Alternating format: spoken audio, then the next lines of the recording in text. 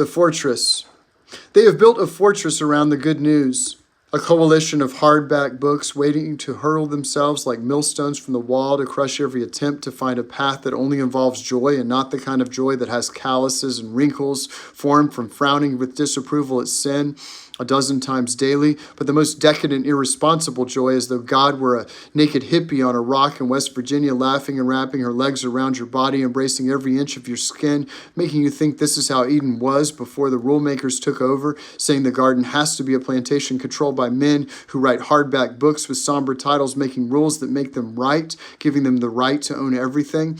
What if God is the temptress who tries to tease us out of grave moral conviction so we can be tickled? What if she was talking to herself when the serpent raised the damning objection to the forbidding of fruit?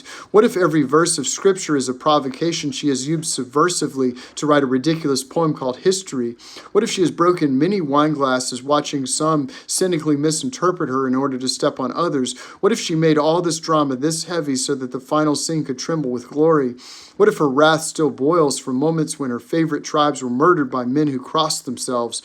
What if she discovers new depths of beauty every time she watches each of our lives unfold? What if she's figuring out how to do this as we live out the crazy experiment that creation has been? What if she calls herself a mother now because being a father does not promise the same embrace it once did? What if she wants to hear us tell her she's pretty and she cries when we ghost all her messengers? What if she's actually not the timeless statue Plato thought she was, but a flower exploding with seed? I think I know where to find God now.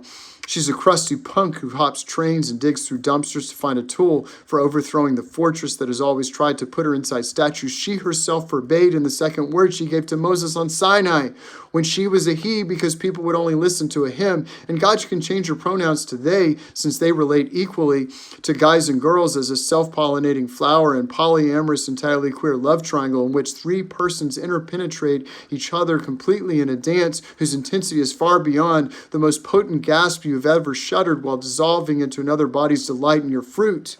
Of course we want to be flowers exploding seed because that's what God's poetry is designed to do.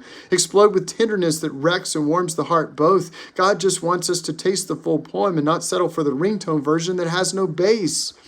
So how are we going to bring the fortress down? Will we march 7 times around it with trumpets? Will we scream out words in ancient Aramaic that prove we are inspired by something beyond us? Or will we just keep firing these flaming arrows of poetry with no authority beyond their own joy? The ones who are ready to spend eternity nuzzling their noses in pollen like happy little bees, drinking every flower's beauty, they will see the divine flower and surrender to it without protest. But those who prefer the faith that frets behind a fortress wall, they will need to be pierced by 1,000 different arrows, by every word in the Bible, weaponized newly into love that brings down every wall so that all can join the great dance where love flows freely and mistrust is banished with every semblance of correctness and moral superiority until we see each other not as rivals to be conquered and controlled, but as children playing in a meadow that belongs to no one but the flower that keeps making more flowers.